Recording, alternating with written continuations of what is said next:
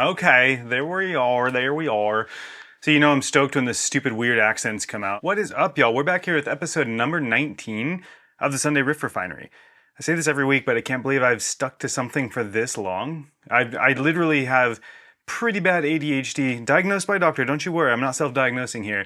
And my brain just goes a million miles an hour in different directions, but this is the one thing that I've been able to stick to on a weekly basis, and I don't know, maybe that's why I'm able to stick to it. I've set a really strict routine that I have to write something every week. Well, this week's no different. I've been listening to a lot of Bleed From Within this week, both their new album and all of the old stuff. Everything that Bleed From Within writes is just a banger, but there's a specific thing that they do that I want to do. And that is where they write those riffs. I call them the stompy boys, you know? It's that 4 to the floor, like old school Slipknot style, but heavy as hell. Now, I'm not gonna play in drop B like they tend to. I've got the Illumina set up in drop C right now, and so that's what we're playing in. And you know, I already got some fresh guitar picks ready, so you know I'm serious about it today. I've been using the Dunlop flows lately. This Ultex material is pretty clutch, and then I actually love the Rebea Masad signature, like Tortex flows. These are clutch, because I've always loved the Tortex material. I don't know why. It's just something I started using when I was younger. I bought the Kirk Hammett Tortex ones, and I've always stuck to that material since then. But the Ultex is actually bringing me around too. I really like this material as well. Kind of reminds me of like the nylon acoustic picks I used to use a lot, and the grip is kind of nice on these too. I don't know. Sorry, side tangent there. What's your favorite guitar pick right now at the moment though? And before we jump into Logic Pro so I can show you what we're working with today, I wanted to let you all know that if you're somebody who's wanting to create videos like I'm creating right now and you're using Logic Pro and you want to get better at either writing and recording your music or learn how to use Logic Pro itself or the amp sims that you're trying to use, drum programming and all that good stuff, please click the link to my website down in the description below because I offer one-on-one lessons to do that. And that's all I'm going to say about that today. If you want help learning how to do all of this, let me know by getting in contact with me and we'll set up some one-on-one lessons. So let's jump into Logic Pro now. All right, so now that we're over in Logic Pro here, I've got a couple things going on. We are using Gojira X for the guitar tone, but we're not using the built-in cab section, and I'll show you what we are using in a second here. But this is the tone that we're working with right now.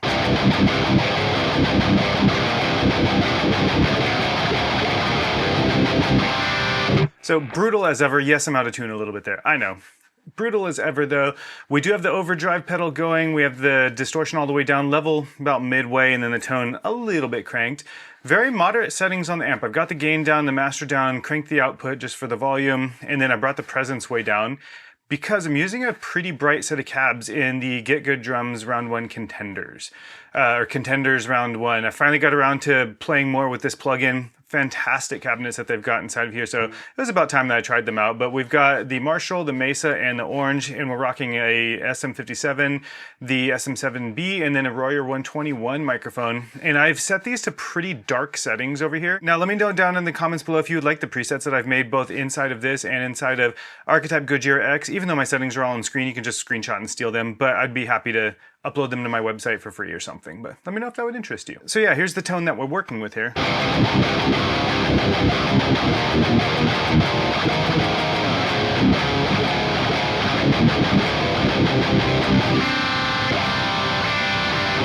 All right, so that's what we're working with. And I do have a riff in mind, but as I said before, I want to work with a drum beat in mind first. So I'm going to put that riff to the side right now. And we're gonna just program a 4 to the floor drum beat. And I guess I should have said this as well. We are working with the Modern and Massive 2 plugin. None of this is a sponsored post today. It's sponsored by me because I'm using just a bunch of stuff that I already own and want to use. They did not send me this plugin, and none of the plugins actually I'm using today were sent to me. So it's just stuff I wanted to use today. And here's what we've got. Just using the Metal Monster preset. A lot of the presets are pretty good. For a final mix, I would go a little bit further and change things up, but this is what we're working with. Damn, those toms do sound pretty damn good.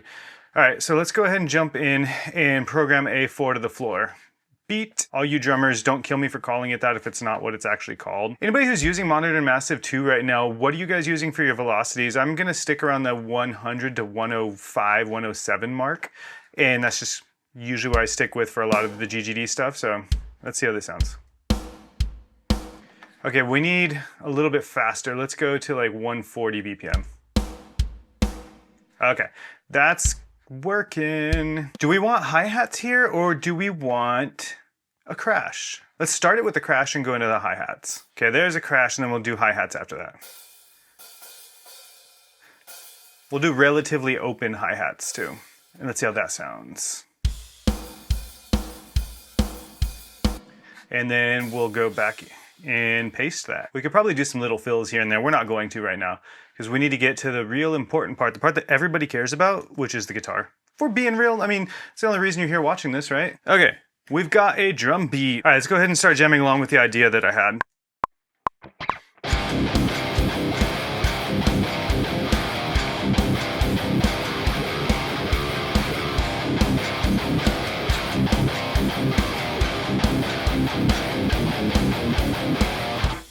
That's the idea I had. I think it's still too slow.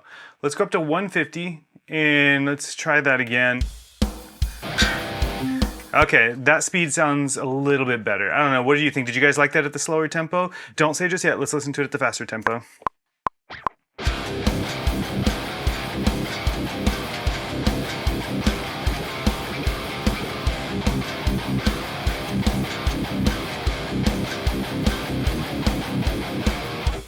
Something like that. I don't know, maybe that's a little bit too fast. Let's go ahead and split the difference. Let's go to like 145. And yes, I always go to those kind of numbers. I don't like the in-betweens like 142 and stuff. I don't know, OCD or just pretentious, I don't know.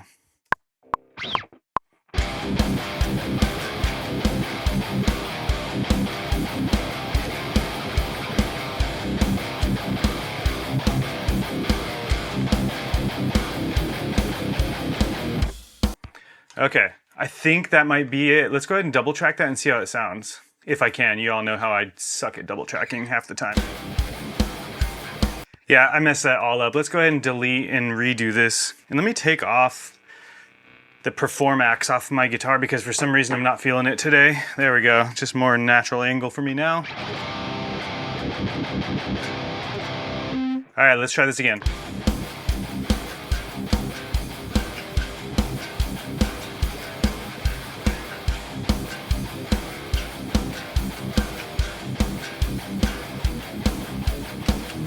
Okay, there we are. So you know I'm stoked when the stupid weird accents come out. Okay, so now we need something else. We need to go all double bass now for the next piece. So let's go ahead and copy that over, and we're gonna go double bass, but we're gonna go completely open on the hi-hats. So let's go ahead and just do this the easy way, and we'll just duplicate all of the kicks here. And if anybody's ever wondered why I program drums in sections like this, it's so that I can completely change all of the notes in one section without changing the entire song and not having to go through and select just that area. So it's just a little bit easier, in my opinion at least. So let's go ahead and see how this sounds. Okay, cool. And see, now we're gonna select all of these hi-hats and go for a completely open. Sounds super robotic. We will humanize those for the final run through, obviously. Okay, now for shits and giggles, let's go ahead and put this in here and see how it sounds. Now, let's retrack that for this now. Just didn't sound right to me.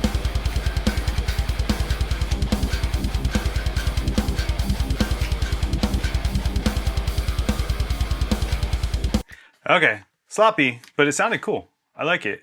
I feel like we need some pinch harmonics in there. I don't know. Let me delete the original track now because we've got this now. Let's do a fill though.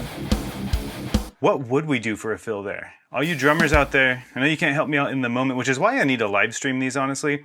Let me know if you all would watch this on a live stream because that would be fun, honestly. Let's do something just belligerently simple. All right, again, it's not humanized, so don't come at me yet. Okay, that could work. And then we need a little bit more of a slam in here. So let's get the cymbals going. There you go. Don't come at me all. I know I'm not a drummer. This might not be something a drummer would play, but I would play it.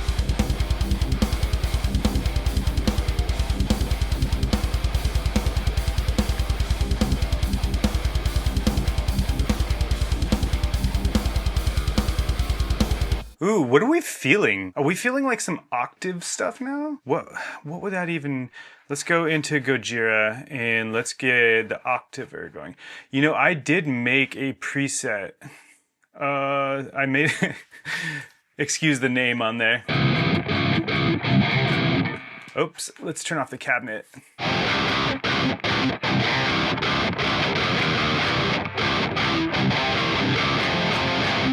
Let's try that. Let's do something with that. Let's get the click going and let me change my click. Anybody who doesn't like the stock click in Logic, you can actually change it, and I always do because I just hated the sound of it. And yes, I realize that is loud as heck. I will turn that down for you all right now.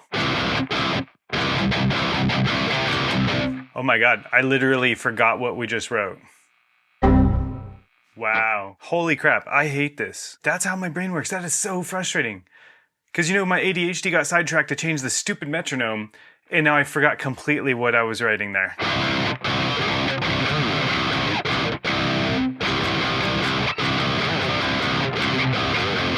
Oh man, let's riff it out.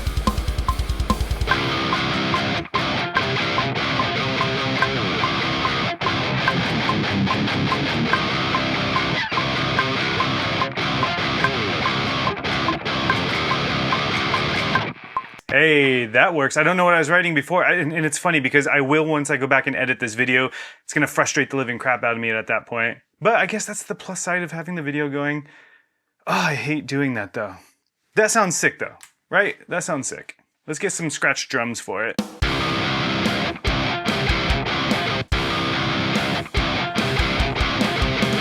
Okay.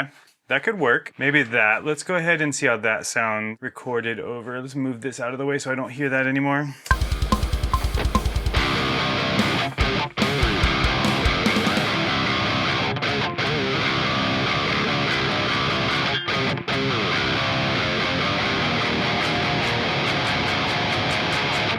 Something like that. Let's use that as the scratch take now. I actually did that pretty well in time without the click. Not bad.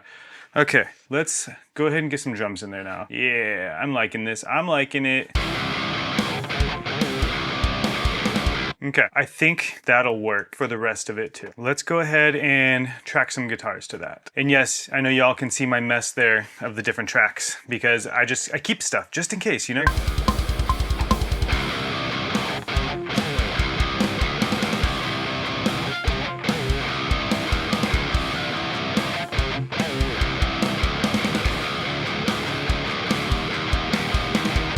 Actually, that's a build up to a chorus. Let's do it. I love guitar, man. It's just so fun.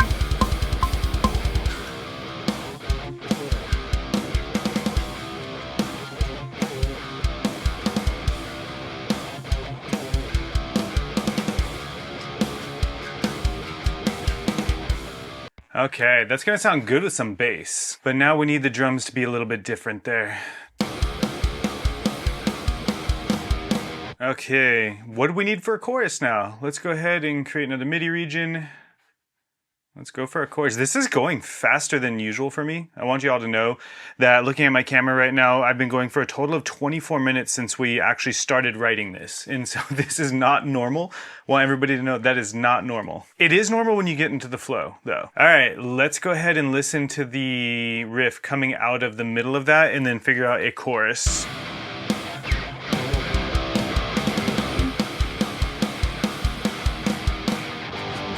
Nope. Maybe higher than that.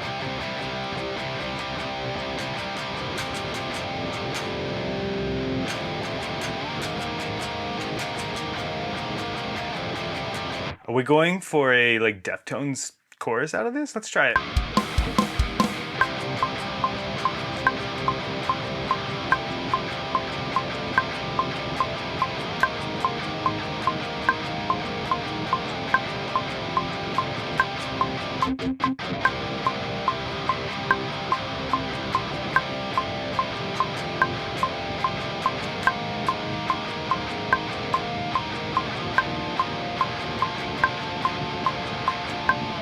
Okay, I think that sounded good. I liked it. Let's go ahead and flatten to get rid of the old take, and let's go ahead and double track that. You know what? Let's not double track it because we all know in true Ryan fashion, this isn't gonna match up with the drums that I end up writing for it. So we need to write the drums first. Let's get some drums. So, and yes, Kyle, I will eventually get out my my MIDI keyboard that's sitting right there in front of me, but I did somehow lose my USB A to B cable for it, and I can see one on the camera actually. It's on the couch behind me, but that's for the quad cortex, which is coming up in another video. Yeah, I'm too lazy. Let's just program it. I will do it soon though, I promise. Don't call me out for that, okay? So let's go ahead and go. Okay, I think that could work. Okay, and then we'll copy and paste all of that again because the second measure needs to do something different. I want halftime with these cymbals at first. So let's go ahead and get rid of every other note. Okay. Okay, and then next, let's go double time it up. So we'll keep the cymbals the way they are, but we'll change them. Okay, and now we just basically need to do something completely different for all of these. All right, so we have that done, and I wrote them without the context of the guitars. So let's re-record the guitars and see what we get out of it, because I think this is gonna fit a little bit better.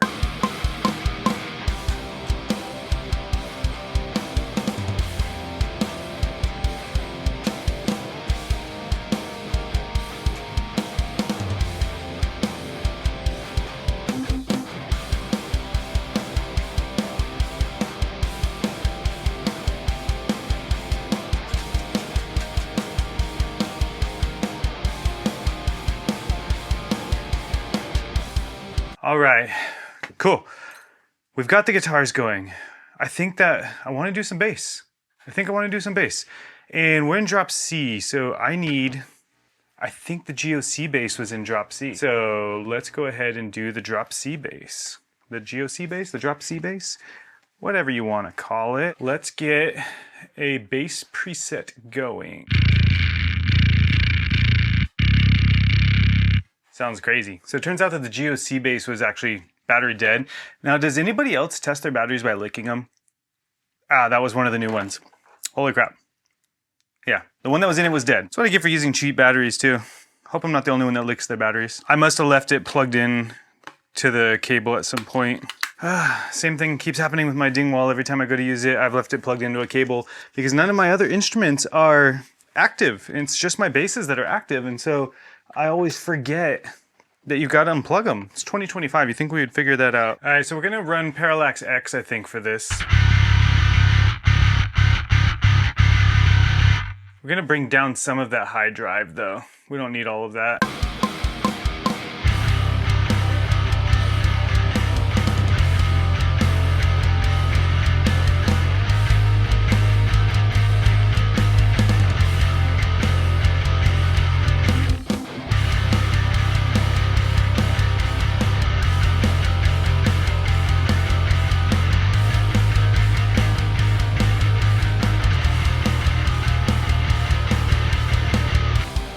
All right, took me 3 tries, but we got the chorus. Now let's do the rest of the song real quick.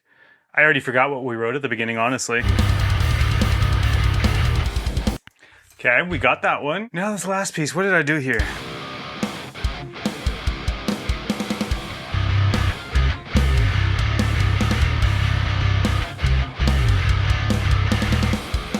Okay. Okay, we got it, we got this.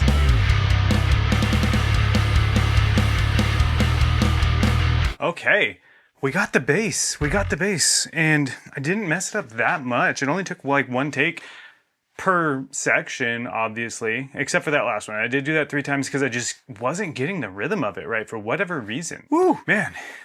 This was a fun one. So we're now at 48 minutes in, and that's with me taking the time to change the battery in the bass to make sure it's all tuned and everything to drop C. And then we got the takes down and we're good to go. Let's go ahead and do this final playthrough of Sunday Riff Refinery number 19. And let me know what kind of vocals would sound good on this. Probably some that I can't accomplish, but I might be able to reach out to somebody. I got a few guys here and there.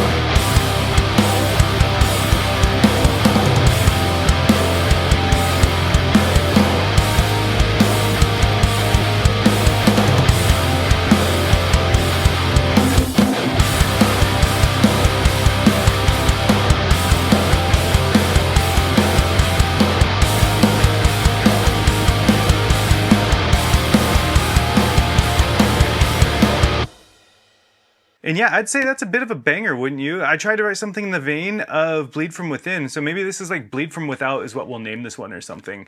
And it's a really, really fun one. It's slow, it's chuggy, it's got the stompy boys in it, and yeah, I'm kind of stoked on it.